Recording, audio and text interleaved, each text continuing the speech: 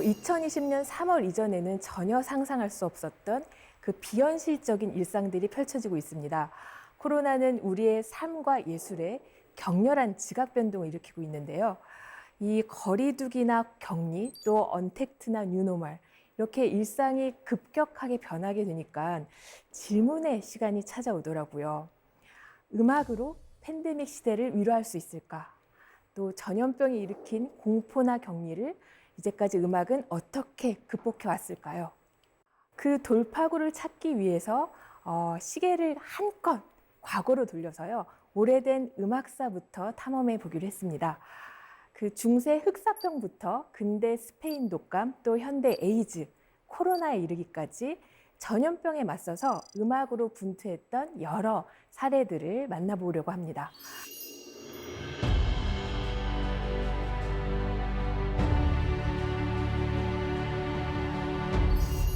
자, 흑사병, 페스트라고도 불리죠. 14세기 중반 중세 유럽을 강타했는데요.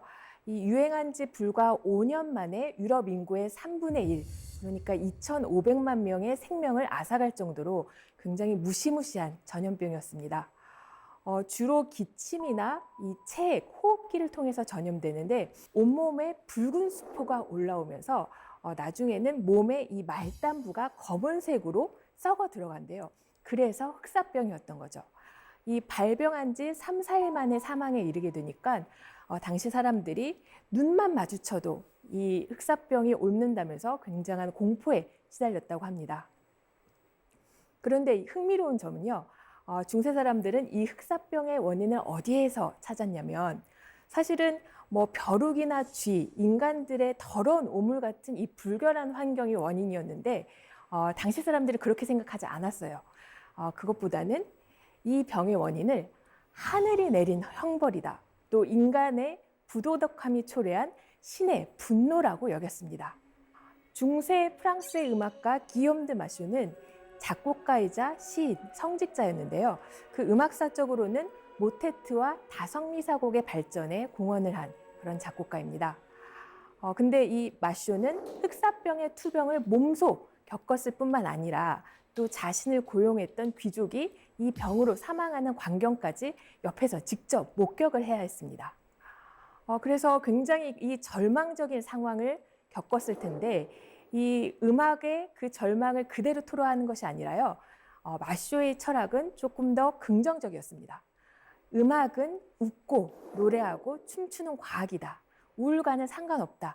이런 철학을 가지고 있었어요. 그래서 당시에 유행했던 그 갈레니즘 음악이 아마도 마쇼의 철학에 영향을 줬으리라 그렇게 추정을 하는데요. 갈레니즘 의학으로는 흑사병에 걸리는 까닭을 이렇게 얘기를 합니다.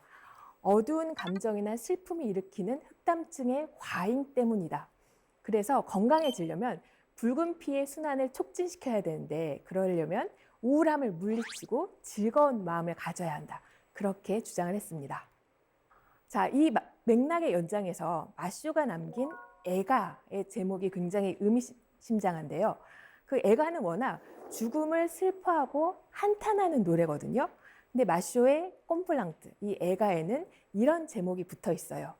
행운의 치료법, 저녁에는 눈물 흘려도 아침에는 웃는다. 란 긍정의 다짐이 서려 있습니다. 자, 이제 프랑스에서 영국으로 가보겠습니다.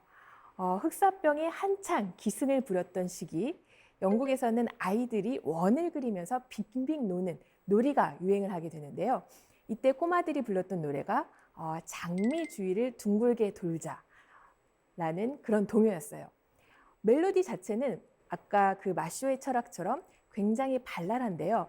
가사는 당시 상황을 적나라하게 반영하고 있습니다. 장미 주위를 둥글게 돌자.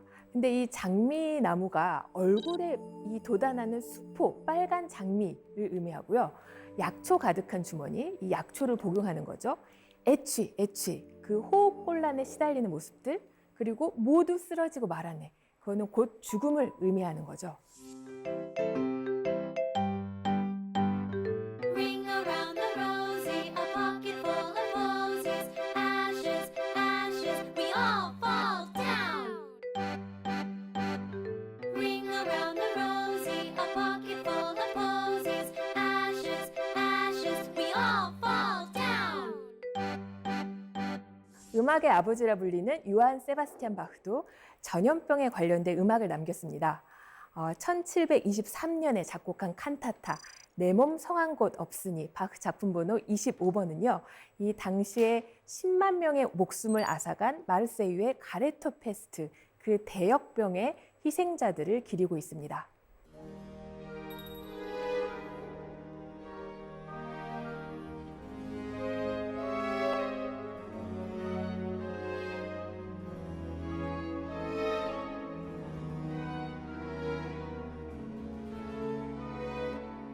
칸타타의 첫 시작은요. 현악 앙상블의 애틋한 이런 선율로 출발을 하는데요. 세 개의 화음 음형이 뭔가 연쇄적인 사슬을 이루면서 반복이 돼요. 근데 이 세 화음 중에 가운데 울림이 불협화음이에요. 그래서 이 건강한 화음이 불협화음을 감싸 안으면서 이 가운데 불협화음이 뭔가 몸뚱이를 갉아먹는 병균을 연상시키는 거죠. 이때 남성 혼성 합창이 이런 가사를 노래합니다. 당신의 노여움으로 내 몸은 성한 데 없고 죄악으로 내 뼈 또한 온전한 데 없습니다. 그리고 남성 테너의 레스타티보가 낭독하듯 이어지는데요. 아예 이 남성 테너는 질병과 관련된 직설적인 단어들을 내뱉기 시작해요. 고열, 죄악, 패스트, 병균, 해독제, 병원. 이렇게 패스트균이 온몸에 퍼지는 고통, 그 절박함을 토로하는 거죠. 그리고 마지막 악절에선 이렇게 절규합니다. 이 고통에서 누가 나를 도울 수 있단 말입니까? 바흐의 칸타타, Es ist nichts Gesundes an meinem Leibe. 내 몸 성한 곳 없으니 테너의 레스타티보입니다. Die ganze Welt ist nur ein Hospital, wo Menschen von unzählbarer Zahl und auch die Kinder in der Wegen an Krankheit hart niederliegen. Den einen quälet in der Brust ein hitzges Fieber böser Lust, der andere lieget krank an eigener Ehre hässlichem Gestank. Den dritten zieht die Geldsucht ab und stürzt ihn vor der Zeit ins Grab. Der erste Fall hat jedermann beflecket und mit dem Sündenaufsatz angestecket. Ach, dieses Gift durchwühlt auch meine Glieder. Wo find ich armer Arznei? Wer steht mir in meinem Elend bei? Wer ist mein Arzt? Wer hilft mir wieder? 자, 코로나 이후에 우리가 사람과 사람 사이 물리적인 거리두기가 이 미덕을 넘어서 아예 규범으로 자리 잡고 있죠. 락다운, 쿼런틴, 잠금, 봉쇄, 고립이나 격리 상황에 점점 익숙해지고 있는데요. 이 음악가들끼리는 이런 우스갯소리를 나눠요. 그러니까 음악에 몰두하는데 이만한 고립보다 더 좋은 환경이 어디 있겠느냐. 게다가 우리는 당군의 후손이잖아요. 그래서 마늘과 쑥으로만 이 연명했던 동굴 속 100일 동안 자가격리를 견딘 이 웅녀처럼 우리도 음악 창작에 몰두해보자. 워낙 요새 너무 많은 공연들이 취소되고 연기되면서 무대를 잃어버리다 보니까 이런 자조적인 농담으로 음악가들이 서로를 위로하는 거죠. 그런데 이런 봉쇄와 고립의 상황 속에서 최고의 걸작을 작곡한 그런 예도 있습니다. 영국 튜더 왕가의 궁정 음악 감독이었던 윌리엄 버드라는 작곡가인데요. 이 사람은 전염병이 아니라 당시 종교 박해와 관련이 있습니다. 400년 전 영국은 격렬한 종교 개혁을 겪게 되는데 카톨릭이 엄격히 금지되는 거죠. 그래서 이 카톨릭 신자들이 발각이 되면 산채로 불타 죽이거나 교수형 참수하거나 아니면 아예 왕실의 후원을 받는 카톨릭 신부들을 쫓는 이 사제 사냥꾼이 성행할 정도였다고 해요. 그런데 윌리엄 버드는 독실한 카톨릭 신자였어요. 이 사람은 왕실의 음악 감독이었기 때문에 그나마 안전을 보장받았었거든요. 그래서 이 박해받는 쫓기는 카톨릭 신자들을 보호하기 위해서 자신의 집 벽 안에 은신처를 마련하고 거기에서 비밀스럽게 카톨릭 미사를 드립니다. 그래서 그 미사를 위한 라틴어 미사곡 109곡을 작곡하게 되죠. 이 109곡의 미사곡은 르네상스 음악의 독창적인 아주 빛나는 성과로 인정받고 있는데요. 이 감금 봉쇄의 상황 속에서 마주했던 그런 감정적인 혼란, 어떤 고통을 숭고한 음악으로 극복했다고 그렇게 인정을 받고 있습니다.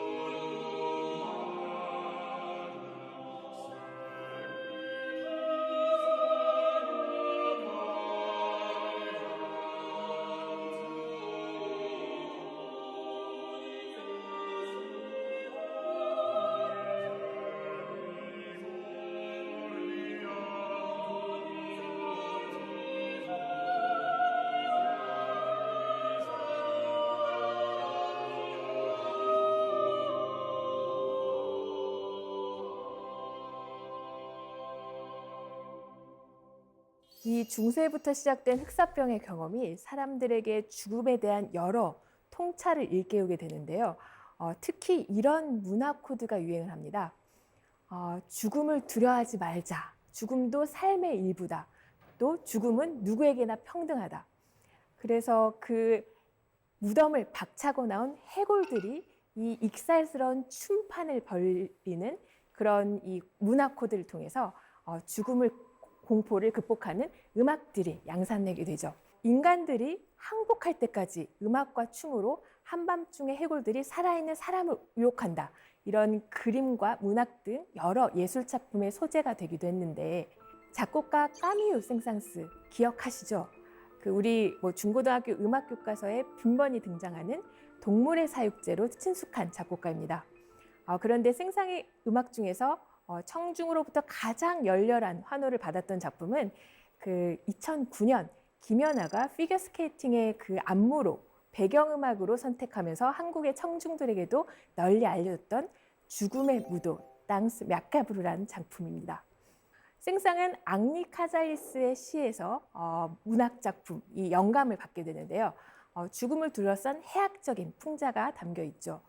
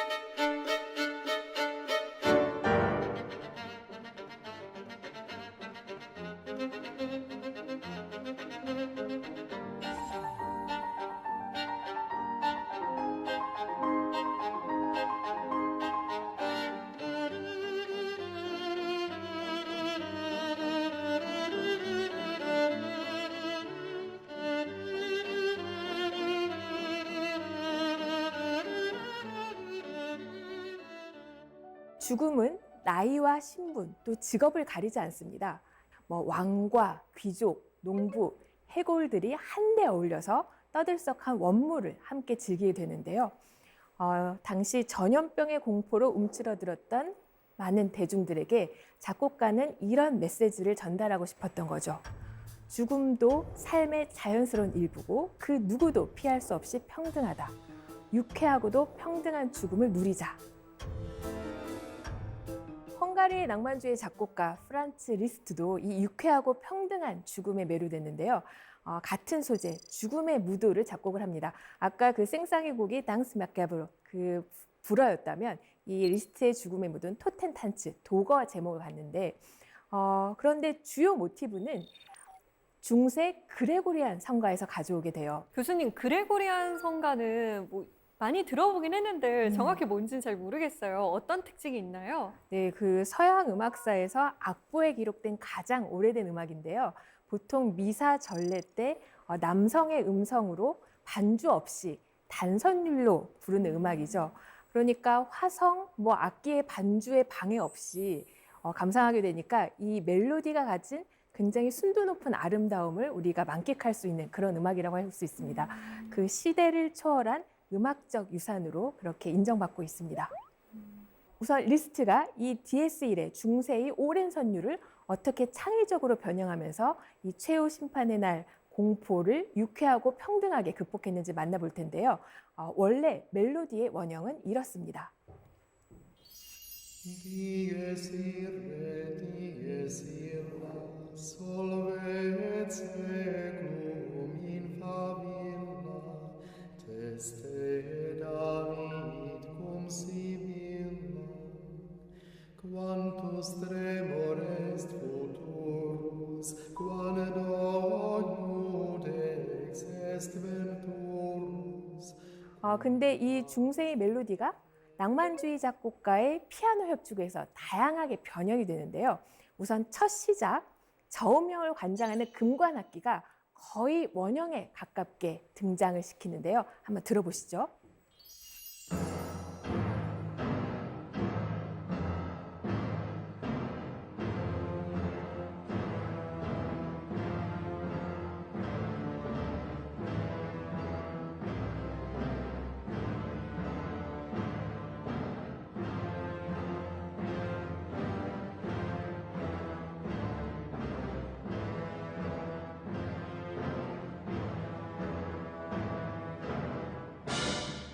그 두 멜로디가 연결이 되시나요? 그리고 중간 부분에 이르면 그 피아노 솔리스트, 독주 협연자가 피아노 연타, 이 빠른 템포 비바체로 같은 음을 반복해서 치는 연타로 성부를 점점 늘어가면서 쌓아 올리게 돼요. 이거 이제 다성음악을 축적하는 이 대입법의 기법을 활용하는데 그 부분도 같이 들어보겠습니다.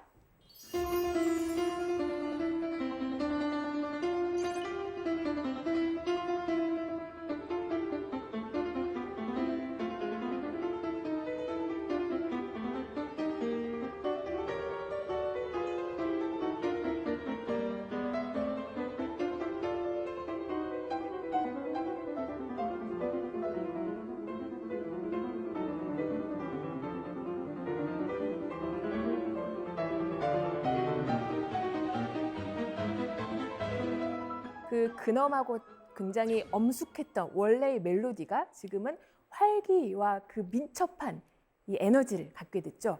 자, 이제 피아니스트가 양손을 쫙 펼쳐서 옥타브를 널뛰듯이 도약하는 그 장면 들어볼 텐데요. 그 DS1의 유니즌의 굵은 선율을 그려낼 거예요.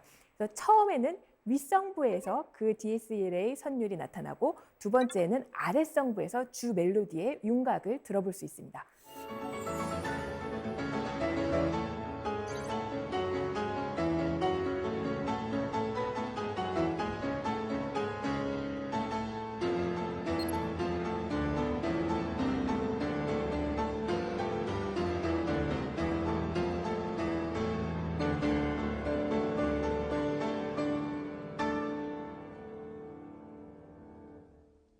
네, 이 부분은 마치 피아니스트 손끝에 눈이 달려있으면 좋을 정도로 굉장히 미친 도약기, 난무하는 그런 아주 어려운 장면입니다.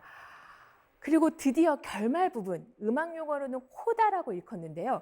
이 오케스트라와 또 협연자가 함께 동참해서 다 함께 동참한 투티로 광란의 폭발을 일으키게 됩니다.